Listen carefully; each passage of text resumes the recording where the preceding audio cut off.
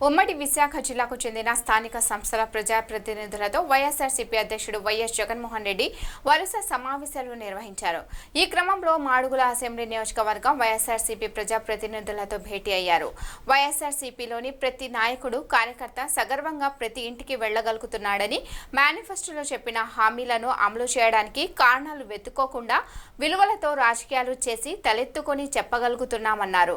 మనం చేసిన మంచి ఇప్పటికీ ప్రతి ఇంట్లో ఉంది. కానీ టీడీపీ ఇచ్చిన అబద్ధపు హామీలకి జనం మోసపోయారన్నారు.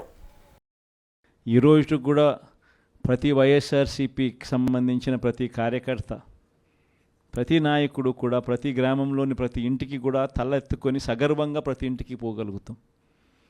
మా ఎన్నికల మేనిఫెస్టోలో మేము ఇవన్నీ చెప్పాము. చెప్పిన ప్రతిదాన్ని కూడా ఒక బైబిల్గా, ఒక ఖురాన్గా, ఒక భగవద్గీతగా భావిస్తూ ఏకంగా 99% హామీలు అమలు చేసి మేము మన్ననలు పొందగలిగాము. మాకు కోవిడ్ లాంటి సమస్యలు ఎదురైనా కూడా ఏ రోజు సాకులు చూపించలేదు, ఏ రోజు ఇవ్వకుండా ఉండడానికి కోసం కారణాలు వెతుక్కోలేదు.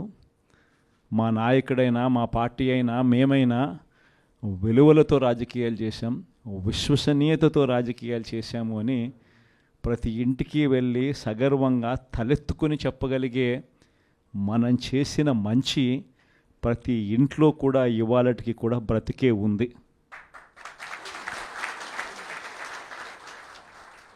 ఈ మంచి ఎక్కడికి పోలేదు. కానీ వాళ్ళు చేసిన మోసం, ప్రతి ఇంటికి వెళ్ళి ఓట్లు అడిగేటప్పుడు అక్కడ చిన్నపిల్లలు కనపడితే నీకు 15,000, నీకు 15,000, నీకు 15,000, నీకు 15,000, సంతోషమా? ఆ ఇంట్లో నుంచి ఆ పిల్లల తల్లి బయటకు వస్తే నీకు 18,000, సంతోషమా? ఆ ఇంట్లో నుంచి ఇంకొక అక్కచెల్లెమ్మ ఎవరైనా బయటకు వస్తే నీకు కూడా 18,000, సంతోషమా? ఆ ఇంట్లో ఎవరైనా ముస్లాం బయటకు వస్తే నీకు 4,000, సంతోషమా?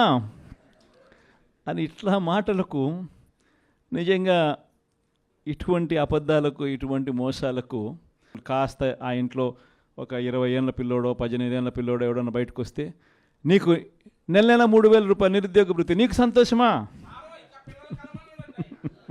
ఇవన్నీ మన కళ్ళ ముందన్నీ చూసినాం.